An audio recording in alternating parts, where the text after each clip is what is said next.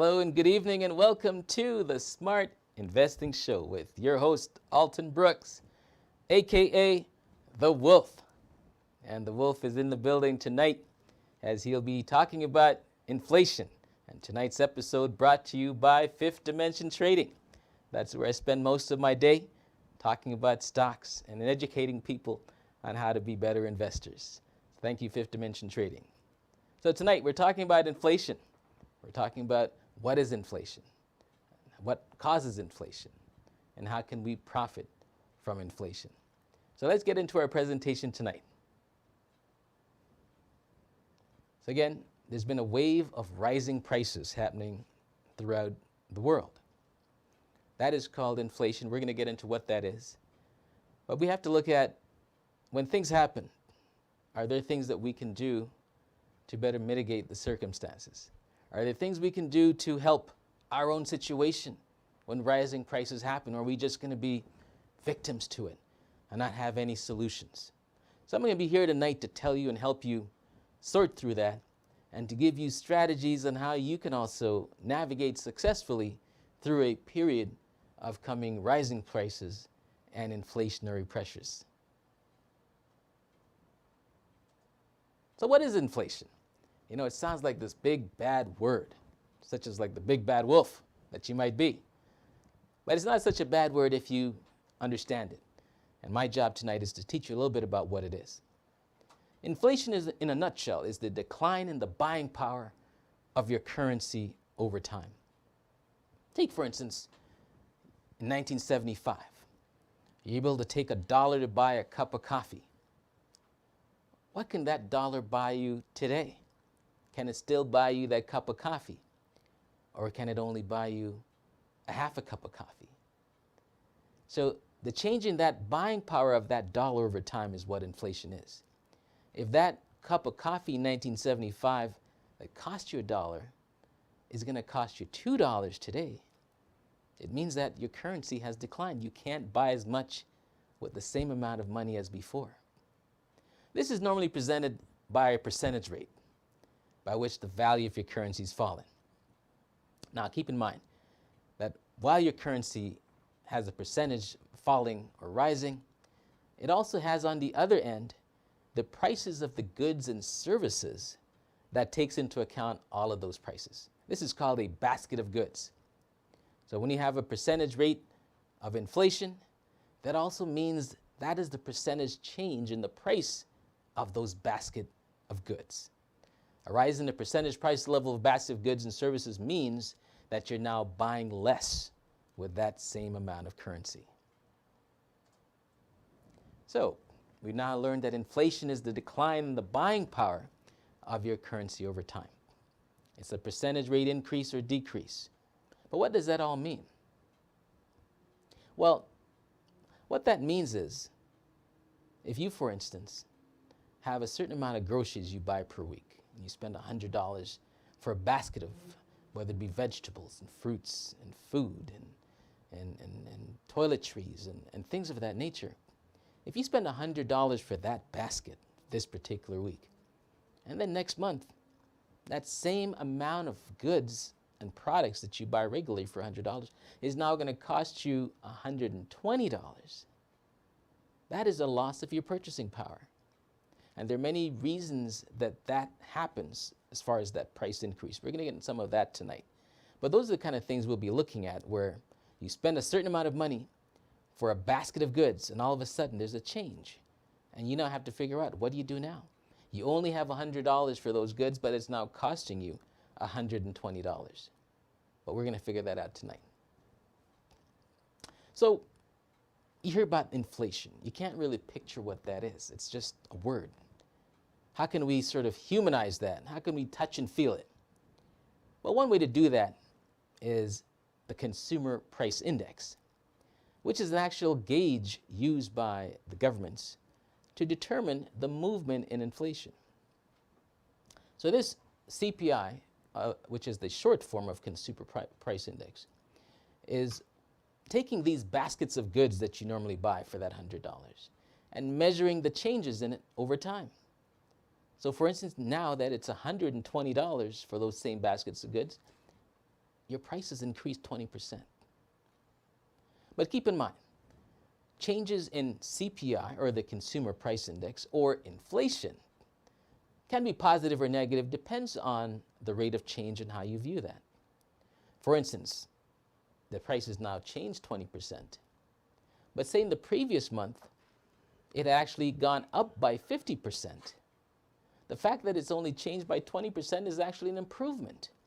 So you can see if you're going from a very high inflationary number to a lower one, even though it's a very high number itself, if there's actually an improvement in the rate of change of this number, it's actually a good thing.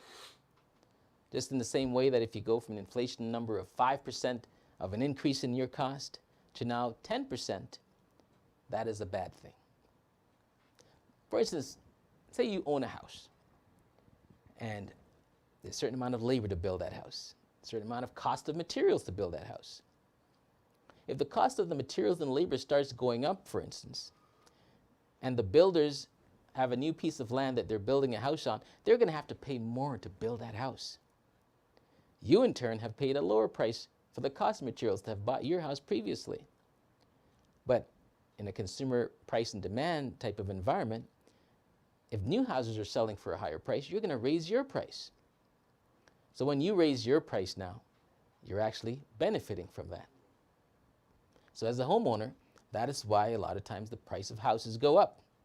Not because your house is special, but because the prices for materials and goods and labor to build new houses have gone up, so that affects the house you own. Let's talk about inventory for 1 second. Just go back to the previous one. Let's talk about inventory. Suppose that you own a piece of, or even own a business. If you have a lot of inventory of a particular product, if there's some inflationary effects on that particular product, inflation can raise the value of those assets. We're going to get into that a little bit more later. Now, the opposite of inflation is called deflation. Deflation is where you actually have an increase in the amount that you can purchase over time. So say that last month, with the basket of goods you buy every month for your family, it cost $100, and for some reason, you only pay $90 this month. So you have $10 left over. That is called deflation, where the prices are actually dropping and falling and allowing you to buy more with your money. Let's go to the next slide. All right, so we're talking about what is inflation. Inflation is governed by central banks. In Canada, known as the Bank of Canada. In the U.S., known as the U.S. Federal Reserve. Their job is to manage money supply and the credit of the economy and provide price stability. For instance, say you got into a cab today and you paid $5 for your trip.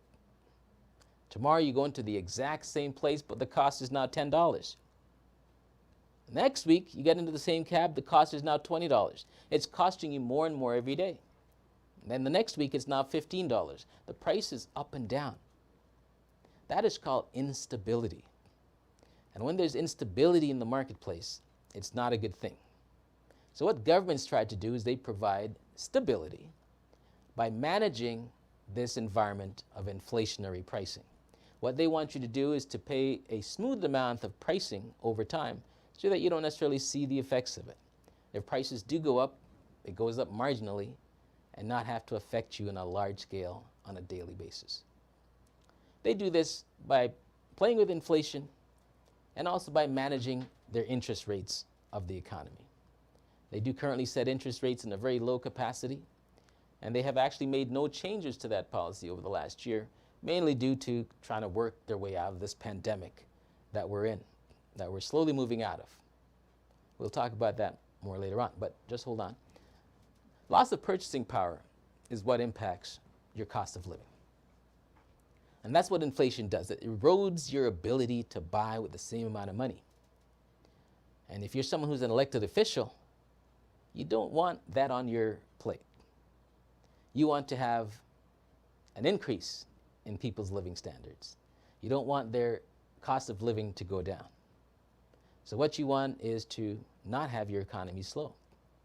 So that's why in many democracies, they try to control this cost of inflation, which leads to a lower standard of living, because they want to get reelected, of course.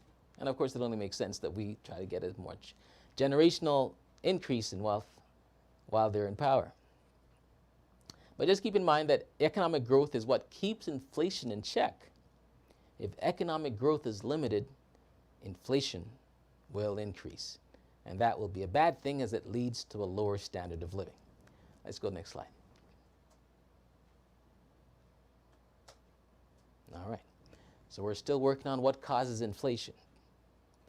One of the main things that causes inflation, and we talked about the Bank of Canada being the place that sort of looks after inflation, they handle what's called money supply, which is the printing of money. They go over to BC, they grab some huge logs, they bring it down to Ottawa, and they in turn turn that into what's called money by a process that's very intricate. Part of their job also is to lend money to the banks and to buy bonds on the stock markets to try to keep things stabilized. But you know, when you turn paper into currency, what that does is actually lower the value of your currency. You can't just keep printing and minting money as a way of creating value in your economy. So coming out of this particular COVID environment, they're going to have to cut down on that to try to rein in the inflationary effects.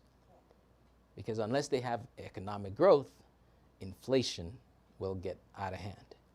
So that's something we're going to have to watch as we come out of COVID, as they start reducing the amount of money they print. If the economy does not work as fast in creating new wealth as they were in printing this money, it's going to lead to much higher prices. Another thing that causes inflation is the cost of finished goods. As we mentioned with the housing example, if it's going to cost you more for the wages of the carpenters and the plumbers and the electricians to wire and build a house, it's going to lead to inflation, which means the cost of housing is going to go up. And that's to do with anything. If you build a phone, for instance, all of the components that make up that phone, if those costs go up, the cost of the lithium and the battery and everything else that makes up that inside of that phone, if those costs go up, then guess what? The cost of your phone is also going to go up. So an increase in the finished goods cost also will lead to inflation. And the last thing that leads to inflation is your increase in your goods and services demand. The cost of making it may not go up, but if everybody wants something, we know that it always goes to the highest bidder. So let's take running shoes, for instance. If you're only making 100 of the newest and most wanted running shoes in the world, they're going to sell for a very high price just because of the demand that's been created for this limited supply product. So these are some of the ways that inflation is created, whether it's money supply, whether it's finished goods, whether it's the cost of demand or services that go up, or the increase in demand of services that go up. Now let's talk about some of the pros and cons. Let's go to that slide. Let's talk of some of the pros and the cons of inflation. Inflation can be good or bad. It depends on which side that you're on. As we used earlier with the homeowner, the property person that owns their home, for instance. Inflation is good for them because what you have is going to go up in value due to the increase in cost of replacing that. If the cost of replacing your house goes up 30%, it means that anyone who wants a house right now and wants to buy your house has to pay more for it because you're going to charge more, as their only other option is to go spend 30% more to buy a new one. So if you own property in an inflationary period, that is a great thing. What if you're someone who sells commodities? You're in a gold jewelry. The price of gold is going up. Demand is going up for it, but also the cost of actually getting it to you is going up. It's a limited supply product. More people want it. And if the world price of gold per ounce increases, guess what? You're going to have to pay more for it. So if you own gold, if you're a seller of that commodity, you're going to make more money because you're going to sell it at a higher rate. So inflation promotes speculation also, because as the risk increases for better returns than inflation, you're going to want to do something about it. If you have an account in the bank and you're making 1% interest, and all of a sudden inflation comes in at a 3% rate, it means you're now losing 2% by keeping that money in the bank. So what are you going to do? You can't just keep it in a safe environment like the bank forever, because you're losing money. So you're going to have to think of other places to put your money, and that promotes speculation. It's now more risk, because you're going to have to find a more risky place to invest it in order just to stay ahead of inflation and the rising prices. Now, many seniors or many retirees, they may be holding bonds or fixed interest rate products, GICs or cash and things like that. But as you hold those instruments and inflation rises, the value of those are actually decreasing on a daily basis. If you ever have $1,000 in the bank and making only 1%, that means you're making $10 on that. If inflation is costing you $30, you're losing $20 every time that you gain 10. So inflation is a bad word when it comes to fixed investments. Now, the Bank of Canada, for instance, and to another extent on the U.S. side, the U.S. Federal Reserve, part of their job in managing and controlling inflation is to keep it within a range they consider one that the economy will still grow. So they try to keep inflation between a range of 1% to 3%. They feel that in keeping it within this range, that it still promotes spending instead of saving. Because the longer you save, the less it's worth. So what would be the point of saving in this kind of area if inflation starts heading above 3%? So that is their thinking, that if they keep it under 3%, it's going to encourage you to keep your money in the bank, and it's going to continue the banks to lend out at a low rate, which means they've been making tons of money, which they have been over the years. Now, keep in mind that high rates of inflation is very costly. Again, we take that taxi cab example. If it costs you double the amount to get in the taxi to go to the same place next month, that leads to a lot of uncertainty, because you don't know where the next meal is going to come from if you have to take an extra payment out of your budget to pay for this taxi ride. That was budgeted to buy your meal. But because the price has doubled on the taxi ride, you now have to figure that out. That leads to what's called uncertainty, and uncertainty makes the markets rattle, they make governments rattle, everyone becomes very afraid. Now, another thing with this low rate environment, though, is that it may lead to problems that, you get too depending on where, when the new money is entering this marketplace. The governments have to always keep on their toes to figure out, how do we continue to keep inflation within this range? And you'll see them doing various things on a daily basis, whether it's buying a bunch of bonds on the open marketplace or printing more additional money in order to try to keep this range of 1% to 3%. You don't see a lot of this in the news, but there's a lot of back-end stuff that the government does in order to try to keep these rates low, but it can also lead to problems. For instance, higher inflation, it harms savers. We're all taught when we're young to have our little piggy bank. We're told if we put money in there and save it, we can always use it down the road. But if inflation is rampant, it means that the money that you're saving is actually losing value on a regular basis. And basically, it's eroding.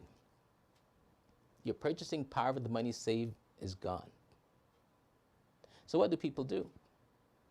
Well, one of the things that you should do is either you go spend it before it loses more value. If you've got $100 in the bank today and inflation is 20% per month, it means by the time next month starts, it's only worth $80. So it might make more sense to take that $100 and buy $100 worth of goods today before you lose $20 on it in purchasing power next month because of the rise in inflation. So inflation causes currencies to decline. If Canada's inflation rate starts going way high, then our currency is going to decline because of that inflationary pressure. Now keep in mind, that may be good for exporters, because what happens is when your currency declines, it means you can now buy more foreign currency. So it's all a big circle here. As inflation decreases the value of your currency, if you're an exporter, it means you can now get more money for doing business in, say, for instance, the US dollar. because every time you sell to a U.S. customer, you're making more on that currency. So it's actually good for exporters when your currency declines because it makes the products more affordable in foreign markets. But on the reverse angle, it's bad for importers as they now have to pay more for the cost of this imported good with the decline in the value of the currency. So what would normally buy 2 or 3 boxes of goods will now only buy 1 box based on your decline in your value of your currency. Next.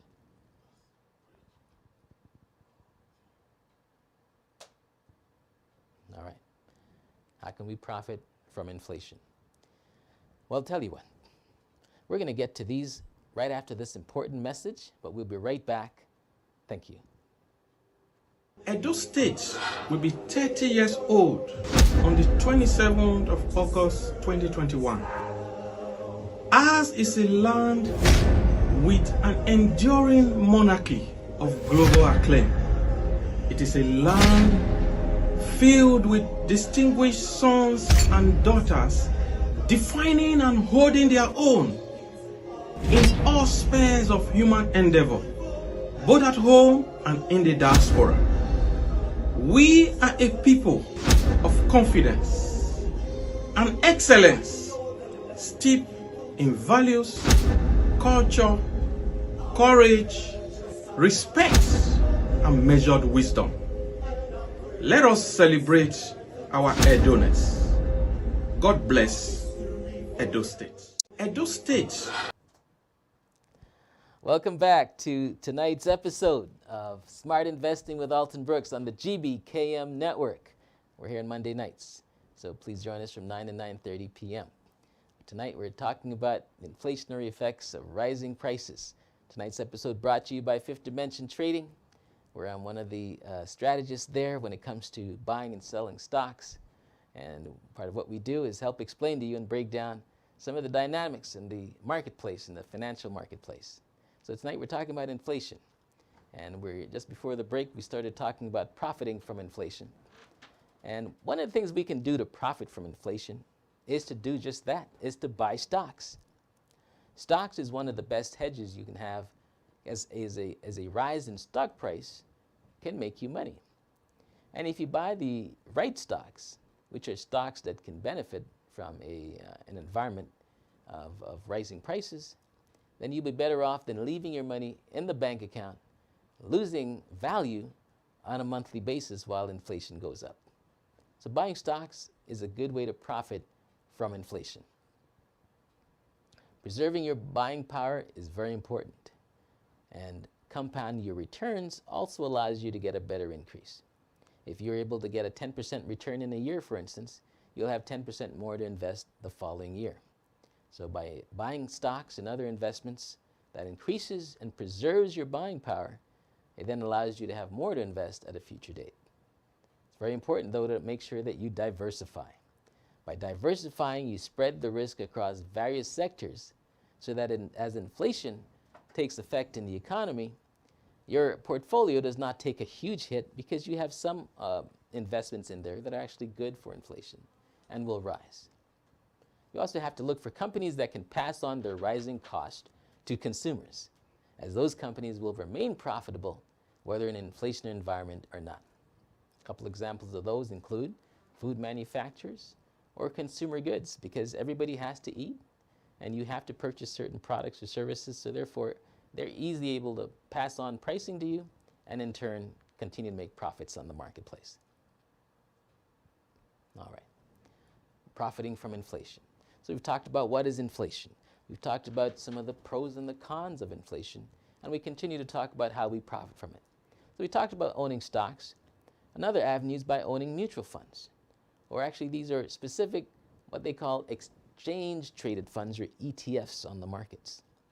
You can buy them via dividend funds. So for instance, there are companies that are benefiting from a rising inflationary environment. You can buy a basket of these stocks that benefit from that pay you dividends. So as they continue to benefit from the rising inflationary environment, that benefits you because you're getting some of that return. So while your basket of goods that you buy for $100 is now costing you $120 next month, the fact that you've made $20 back from your dividend because you invested in companies that benefit from that equalizes the situation. So you're not feeling 100% of the pain of that rising price. So one way to do that is to profit by getting into companies and ETFs and dividend funds that will pay you back some of the returns that these companies who profit from inflation are having. You can buy also bonds. So say, for instance, you buy a bond for $100. If inflation goes up by 10%, that means that is only worth $90 the next year. Well, guess what? Because that bond is indexed to inflation, they're going to add $10 to the value of that bond. So it's now worth $110. So when you take out that $10 you've lost in buying power, it's still worth $100.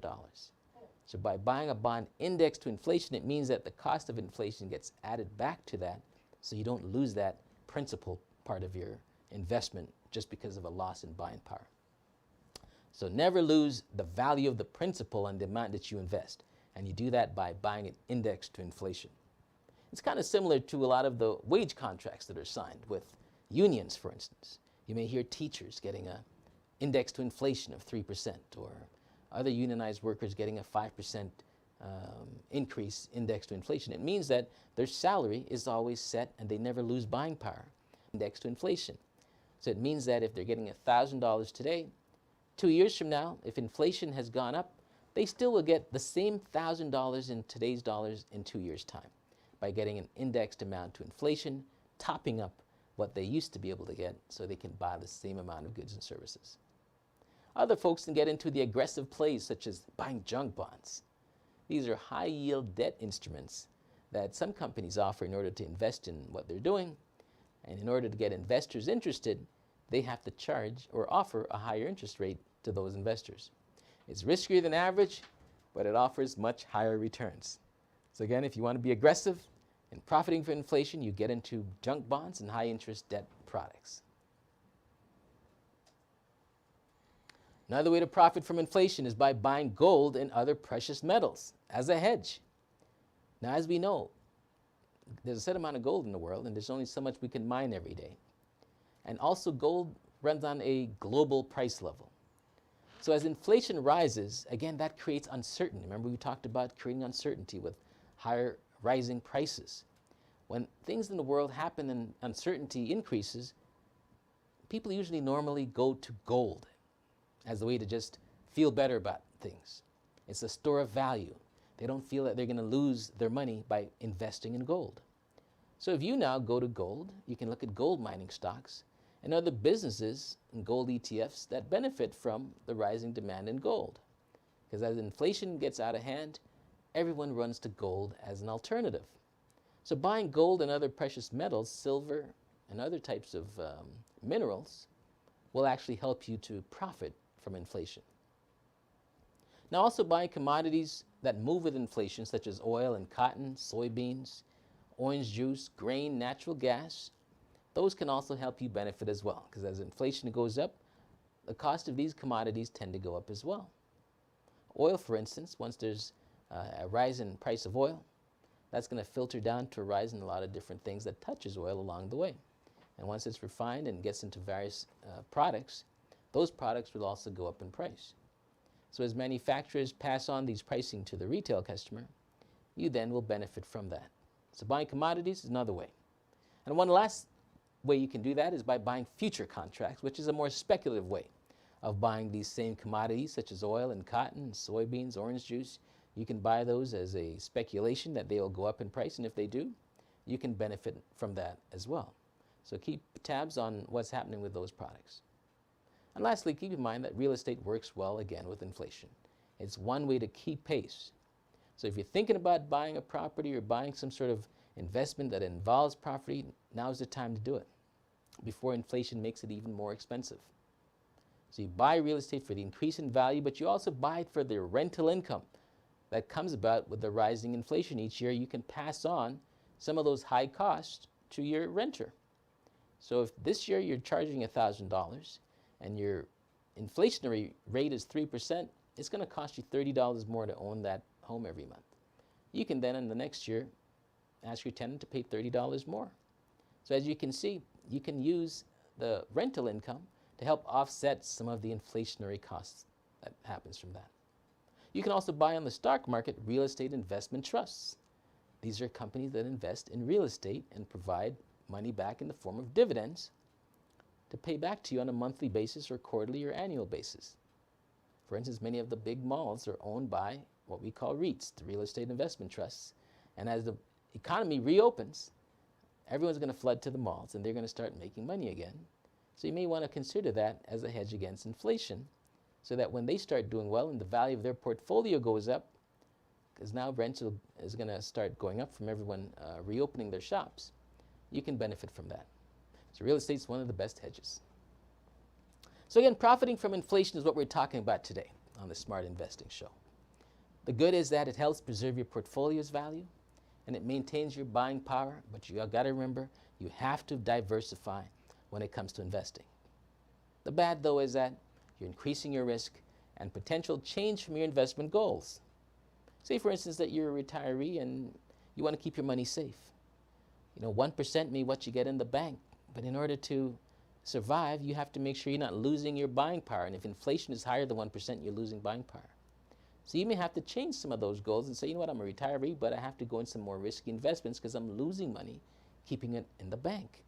So I may have to go and buy a dividend fund, or I might have to go buy a stock or get into some rental income.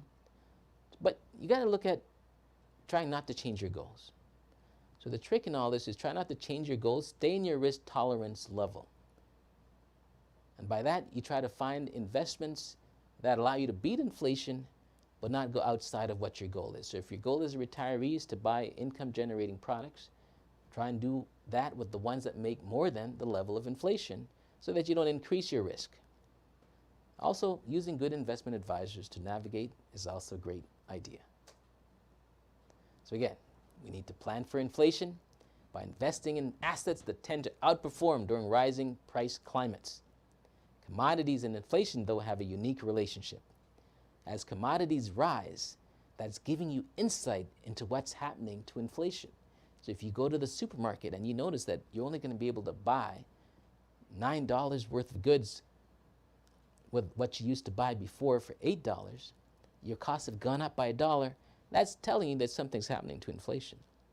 If you used to buy a bag of rice for $3 that now costs you $4, that's telling you something's happening to inflation. If filling up your gas tank used to cost you $40, but you're now noticing it's costing you $50, that's giving you an indication what's happening to inflation. So when you see these indicators in your daily life of prices going up, that's giving you insight that inflation is all. So that is our presentation tonight, which is brought to you by Fifth Dimension Trading.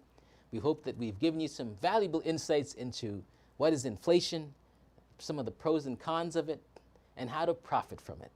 So thank you for joining us this evening, and we'll see you next time. Will be 30 years old on the 27th of August 2021.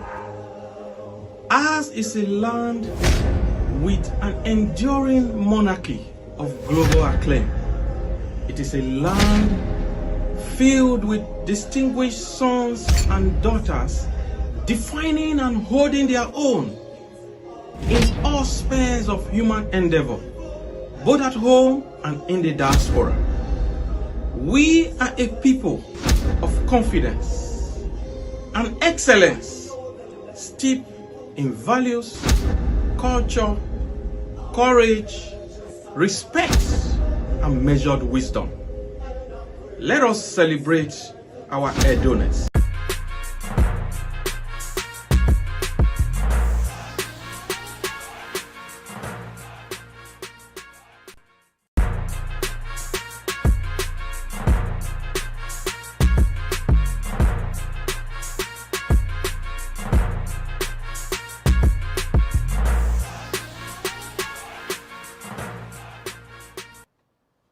Hello and good evening and welcome to the Smart Investing Show with your host, Alton Brooks, aka The Wolf.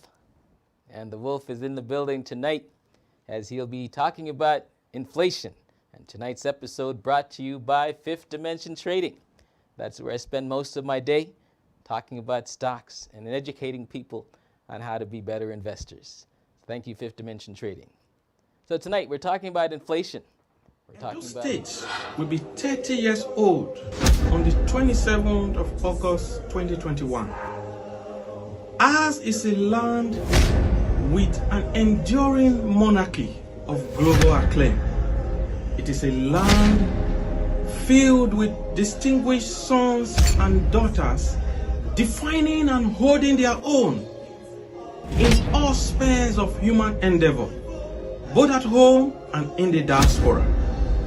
We are a people of confidence and excellence, steeped in values, culture, courage, respect, and measured wisdom. Let us celebrate our Edo-ness. God bless